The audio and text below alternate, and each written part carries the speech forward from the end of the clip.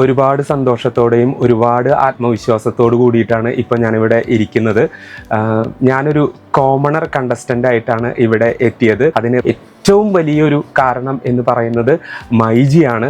മൈജിയുടെ commoner contestant ആയിട്ടാണ് ഞാൻ ഇവിടെ എത്തിയത്. അപ്പോൾ ആദ്യമേ തന്നെ മൈജിയോട് നന്ദി പറഞ്ഞുകൊണ്ടാണ് ഞാൻ തുടങ്ങുന്നത്. മൈജിയുടെ എടപ്പള്ളിയിലുള്ള ശാഖയിൽ വന്നിട്ടാണ് ഞാൻ കോമണർ ഓഡീഷൻ അറ്റൻഡ് ചെയ്തത്.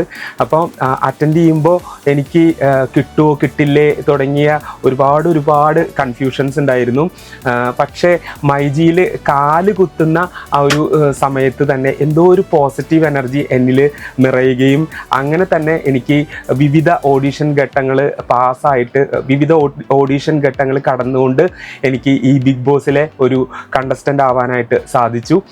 അപ്പോൾ ആദ്യമേ തന്നെ എനിക്ക് മൈജിയോടുള്ള നന്ദിയും കടപ്പാടും അറിയിക്കുകയാണ്. ഈ ഒരു യാത്ര എന്ന് പറയുന്നത് തീർച്ചയായിട്ടും മൈജിയുടെ കൂടെ ആയിരുന്നു, അല്ലെങ്കിൽ ഒരു മൈജിയുടെ പ്രൊഡക്റ്റാണ് ഞാൻ എന്ന് പറയുന്നതാണ് എനിക്ക് കൂടുതൽ ഇഷ്ടം.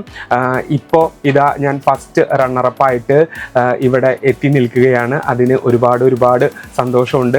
അതുകൂടാതെ എനിക്ക് എടുത്തു പറയേണ്ട ഒരു കാര്യം എന്ന് പറയുന്നത് മൈജി എൻ്റെ വീട്ടിലേക്കുള്ള എല്ലാ ഗ്രഹോപകരണങ്ങളും സ്പോൺസർ ചെയ്യുന്നു എന്ന് അറിയിച്ചിരിക്കുന്നു. അപ്പോൾ അതിൽ അതിയായിട്ടുള്ള സന്തോഷമുണ്ട്.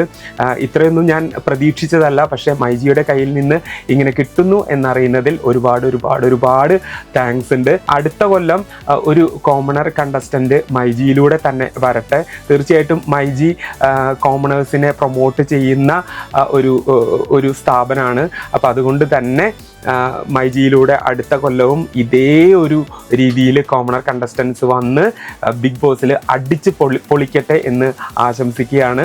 അപ്പം ഞാൻ നിർത്തുന്നതിന് മുമ്പ് ഒരിക്കൽ കൂടെ പറയുന്നു, താങ്ക് യു മൈജി.